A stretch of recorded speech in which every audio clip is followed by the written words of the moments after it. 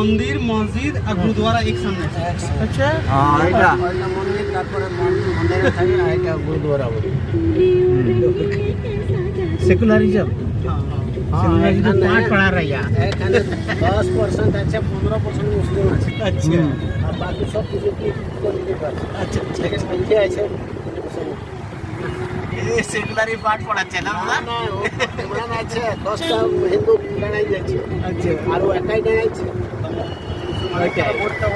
হ্যাঁ মুসলমানের সব ভোটটা পাওয়া যায় হ্যাঁ আর কিছু ভোট হিন্দু बस पास